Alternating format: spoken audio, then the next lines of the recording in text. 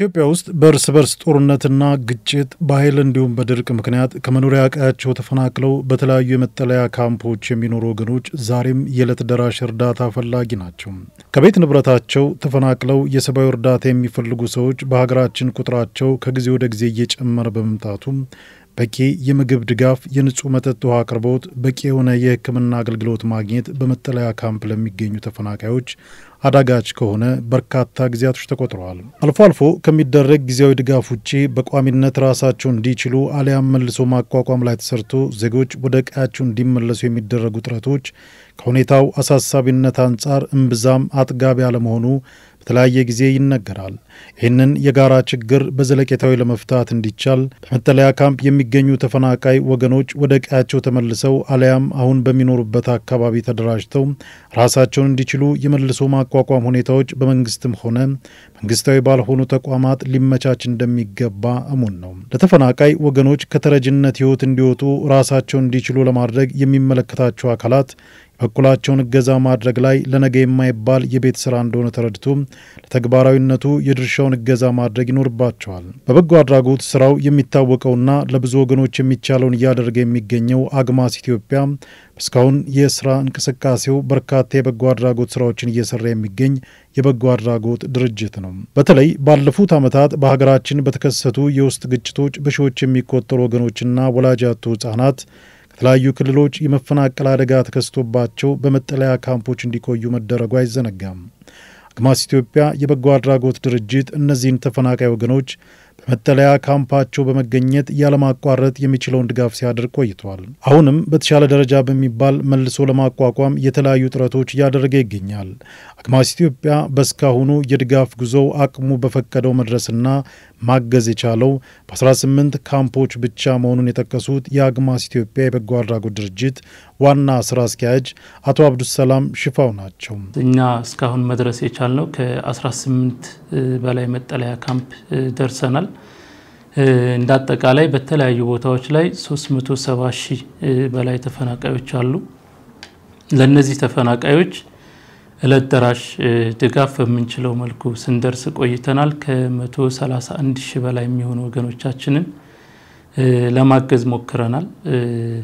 ከደብረ ብርሃን ጀምሮ ሰሜን ሸዋ፣ ደቡብ ወሎ፣ ሰሜን ወሎ እንደዚሁም ጎጃም አዊ ዞን ቻግኒ ከተማ ድረስ በመጓዝ የተለያዩ ድጋፎችን ስናደርግ ቆይተናል እስካሁን በነበረው ሁኔታ። ከዛ በተጨማሪ በዚሁ ግጭት ወላጆቻቸውን ያጡ ከ11,400 በላይ ህፃናቶች አሉ። ወላጅ አጥ ወይም የቲም የሆኑ ህፃናቶች አሉ። ከነዚህ መካከል በጣም አስቸጋሪ ሁኔታ ላይ የሚገኙትን 600 የሚሆኑ ህፃናቶችን በቋሚነት እንደዚሁ ያሳደገ ይገኛል።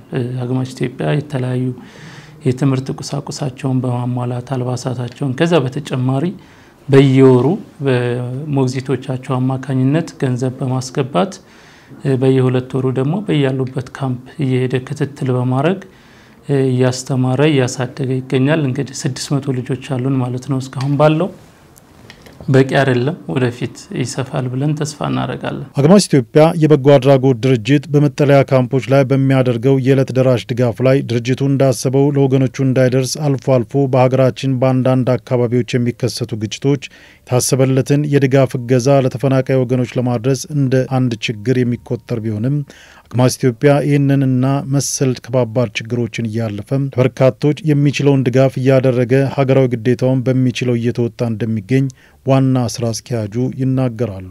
እንደሚታወቀው እንግዲህ አሁን ያለንበት ሁኔታ ግልጽ ነው። ብዙ ቦታ ላይ ሰላም የለም። ይሄርንባቸው ቦታዎች አብዛኛዎቹ ሰላም እጦት ያለባቸው ቦታዎች ናቸው። ተፈናቃዮችም ያሉባቸው ካምፖች እንደዚህ ሰላም ብዙ የራቃቸው አካባቢዎች ናቸው። ሁሌም እንጓዘው ይሄንን ጉዳይ አልፈን ነው። አንዳንዴ ለህይወት በጣም አስጊ የሆኑ ደረጃዎችም ላይ እንደ ቲም የደረስንባቸው አስቸጋሪ ወቅቶች ነበሩ። እሱን አልፈን እንግዲህ እስካሁን እየሰራን እንገኛለን። ከዛ በተጨማሪ ሌላው አስቸጋሪ ብለን የምናስበው በትክክል የመረዳት ችግር አለ ብለን እናስባለን። እንደ ማህበረሰብ አገር ውስጥም ያለው ከሀገር ውጭም ያለው ኢትዮጵያዊ እነዚህ ተፈናቃዮች ምንድናቸው ወይም ተፈናቃይ ራሱ ምንድነው የሚለው የመረዳት ችግሩ አለ አዌርነስ ችግሩ አለ ብለን እናስባለን ከዛ በተጨማሪ የማያቅም ሰው አለ ስቲል ተፈናቃዩንም አለ ሚለንም ሰው ያጋጥማል አንዳንዴ እነዚህ ሰዎች እድሜያቸውን ያሳለፉበትን ቦታ ነው ጥለው የመጡት ከቤተሰቦቻቸው ምናልባት ከፊሉን አጥተው የመጡ ናቸው እድሜ ልካቸውን ያፈሩትን ወዛቸውን ሀብት ንብረታቸውን እንደዚሁ መኖሪያ ቀያቸውን አጥተው ድንኳን ላይ ተጠልለው ያሉ ሰዎች ናቸው ስለዚህ ለነዚህ ሰዎች ምናልባት መድረስ ያለበት እስካሁን በዚህ 4-5 አመት እዛ ሸራ ካምፕ ውስጥ መቆየት አልነበረባቸውም በያስባለሁ በትክክል መረዳት ቢኖር በትክክል መተጋገዙ መተባበሩ ቢኖር ብዙ ሰዎች ብዙ ኮሚኒቲዎች ብዙ ድርጅቶች አግዘዋል አሁንም ያገዙ ያሉ አሉ ግን እንደ ህዝብ ቁጥራችን ወይም ደግሞ እንዳሉት ሰዎች እንደ ችግሩ ስፋት ግን በቂ ነው ብለን አናስብም አንዱ ከባድ ተግዳሮት ወይም ችግር ብለን የምናስበውኛ ይሄ ነው በትክክል እነዚህ ሰዎች ያሉበት ሁኔታ ያለባቸው ችግር የሚያስፈልጋቸው ነገር በደንብ አልተነገረም በደንብ አልወጣም ያ ደግሞ እንግዲህ በየአካባቢው ለሚኖረው እርዳታም ድጋፍም ከባድ የሆነ የሪሶርስ ችግር አለ ብለን እናስባለን በትክክልም ይሆነ ያለው እሱ ነው አግማስ ኢትዮጵያ የበጎ አድራጎት ድርጅት በስካውኑ የድጋፍ እንቅስቃሴው ከአባላቱና ከተለያዩ አጋዥ ግለሰቦች ከሚያገኘው የገንዘብና የቁሳቁስ ድጋፍ ተፈናቃይ ወገኖችን ቦታው ድረስ በመጓዝ ያገዘና እየደገፈ እንደሚገኝ አቶ አብዱሰላም ይገልጻሉ እስካሁን የነበረው የገቢ ምንጭ አብዛኛው ቋሚ የምትለው አይነት የገቢ ምንጭ አይደለም እነዚህን ሰዎች ስንረዳ የቆየ ነው ምናልባት የሶሻል ቤዝን ፐርሰናል ኮንታክትን በመጠቀም ውጭ ያሉ ኮሚኒቲዎች መሳጅዶች ግለሰቦች ከዛ በተረፈ በተወሰነ መልኩ ደግሞ የተወሰኑ ኢትዮጵያውያን ሆነው ውጭ ላይ ሄደው የመሰረቷቸው ድርጅቶች አሉ በየቦታ ያሉ ኮሚኒቲዎች አሉ እነሱ ጋር በመተባበር ለነሱ ያለውን ችግር በማስረዳት እነሱ ጋር እየተባበርን በተወሰነ መልኩ እስካሁን ስናግዝም ስንረዳም የቆየ ነው እንጂ ይሄ ነው የሚባል ገቢ ምንጭ ወይ ከዶነር ቋሚ የሆነ ዶኔሽን ምናምን ኖሮት አይደለም ፋይናንስ ራሱ ፈልጎ ከዛ በኋላ አሎኬት አድርጎ ቦታው ላይ ሄዶ ደግሞ ችግሮች በጣም በብዙ ችግር ውስጥ ሆኖ ግን እነዚህ ወገኖቻችን ናቸው ይሄ ጉዳይ ነው ብሎ ይዞ ቆይቶ የነበረው ስለዚህ የገቢ ምንጭ የሚባለው በዚህ መልኩ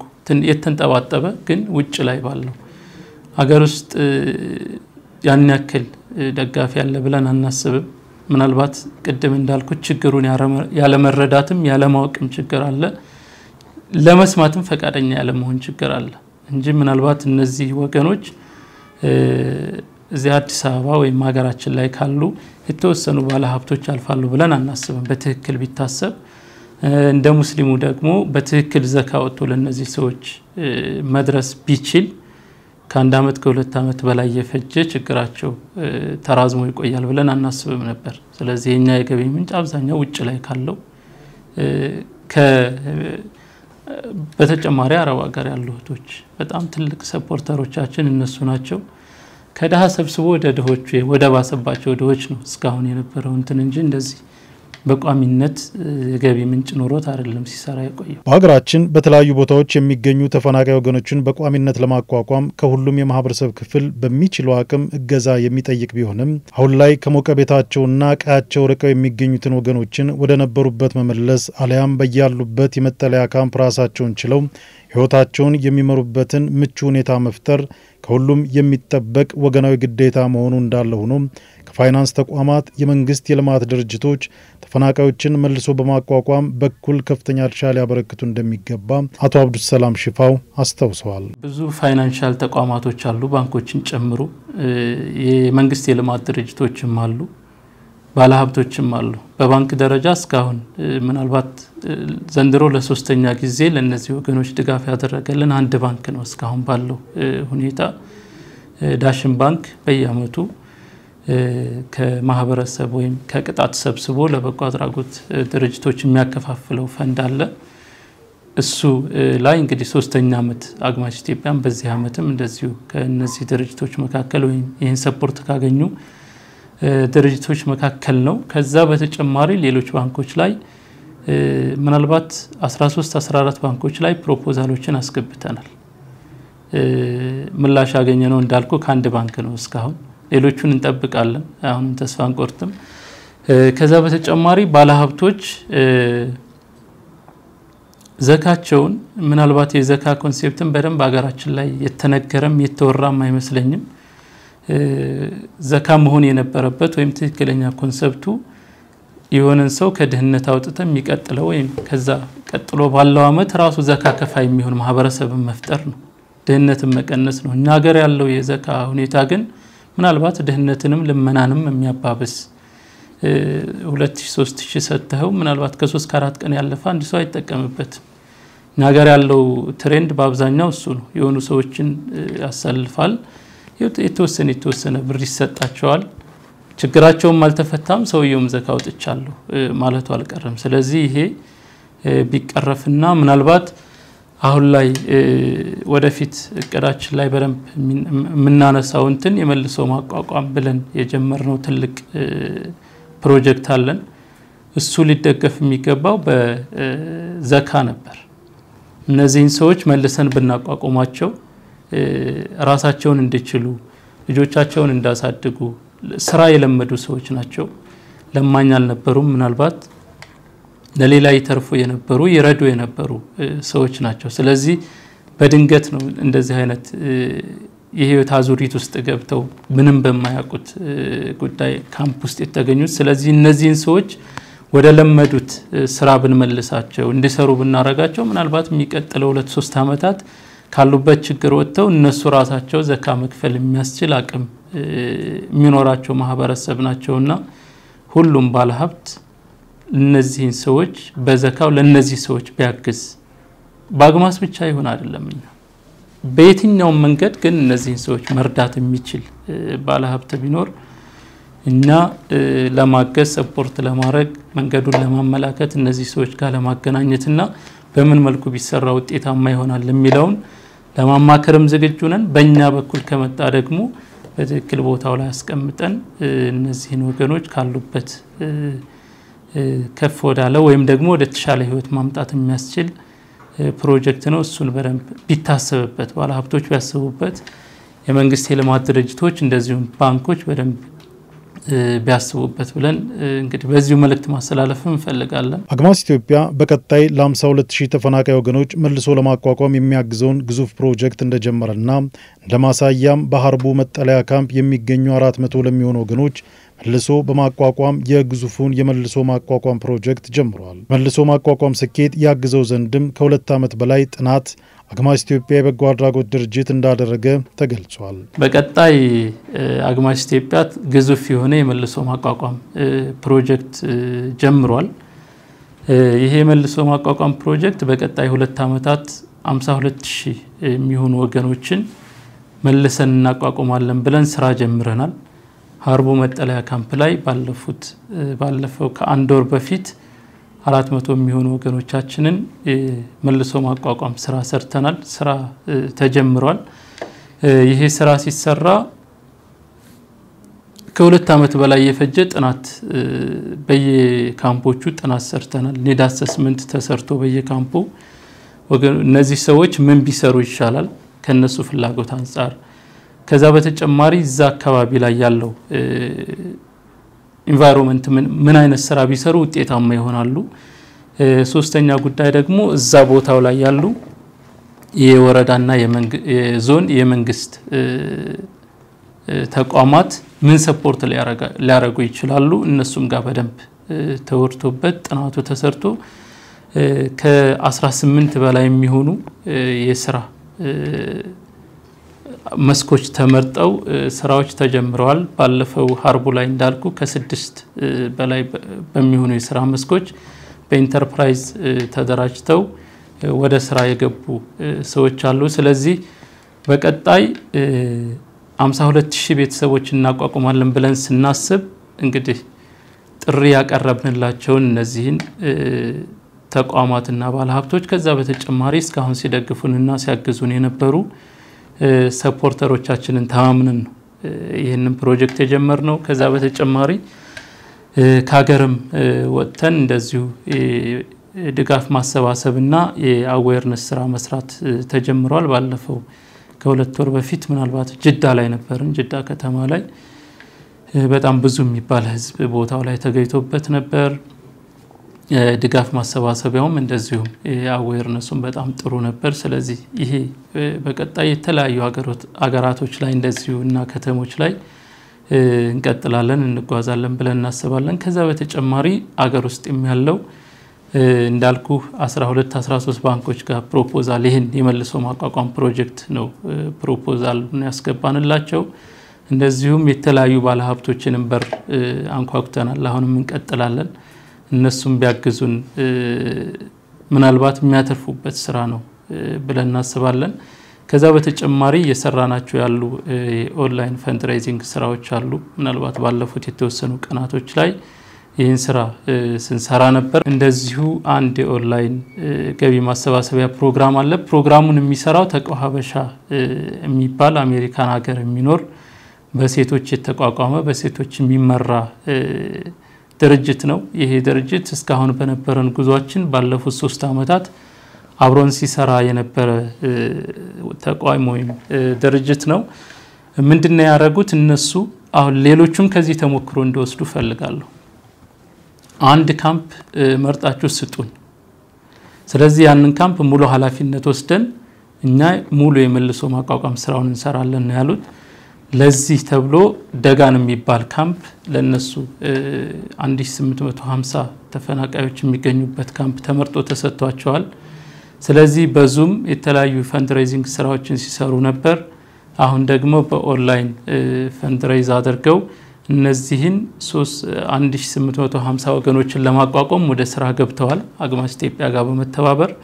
ስለዚህ ምናልባት የደጋን የሚባለው ካምፕ ከኛ ትከሻ ላይ የወረደ ይመስለኛል። ተቋም ሀበሻ በሙሉ ልቡ እነዚህ ወገኖች ለማቋቋም እየሰራ ነው። ሌሎችም እንደዚሁ ድርጅቶች ኮሚኒቲዎች ካሉ መሳጅዶች አሉ በተለያየ ጊዜ ድጋፍ የሚያደርጉልን የነበሩ አንዳንድ ካምፕ እየወሰዱ 2ም 3ም ሆነው እነዚህን ወገኖች ወደ ህይወት ቢመልሷቸው ወደ ነበሩበት ወደ ስራ ባህላቸው ቢመለሱ ከዛ በተጨማሪ ባንኮችና እንደዚሁ ባለሀብቶችም ይሄንን ስራ ቢሰሩትና ከዚህ ተሞክሮ ቢወስዱ በጣም የሚያተርፉበት የሚኮሩበትም ስራ ነው በያስባለሁ። ስለዚህ በቀጣይ ላለው ለተቋም ሀበሻ ፈንድሬዚንግ ሁሉንም በዚሁ አጋጣሚ እንግዲህ ጥሪ ማቅረብ ፈልጋለሁ። ሌላው ይሄ 52000 ወገኖቻችንን በ2 አመት ለማቋቋም ሁሉም ሰው የሚችለውን ያክል ጠጠር እዛ ላይ ቢያሳርፍ አትራፊ ይሆናል ብለን እናስባለን። ወገኖቻችንንም ካሉበት ሰቀቀን ማውጣት እነዚህ ልጆች ምናልባት ነገ ከነዛ ልጆች መካከል አገር የሚመራ ልጅ ሊወጣ ይችላልና በጎ አሻራችንን ብናሳርፍ በየበዚሁ ጥሪ ማስተላለፍ ፈልጋለሁ። ተፈናቃዮችም ወደ ድሮ ቀያቸው ተመልሰው ወደ ልማት የሚገቡበትን ሁኔታ ሊፈጠር እንደሚገባ ድርጅቱ አስታውሶ በተለያዩ መጠለያ ካምፖች ያሉትን ወገኖች ወደ ነበሩበት ቀያቸው እንዲመለሱ የመንግስት ከፍተኛ አመራሮች የበኩላቸውን ጥረት እንዲያደርጉ አግማስ ኢትዮጵያ አሳስቧል። በተጨማሪም አግማስ ኢትዮጵያ የበጎ አድራጎት ድርጅት በጋራ አብረው እየሰሩና እያገዙ ለሚገኙ የመንግስት መስሪያ ቤቶች ላደረጉት ሁለንተናዊ ድጋፍ አቶ አብዱሰላም ሽፋው ምስጋና አቅርበዋል።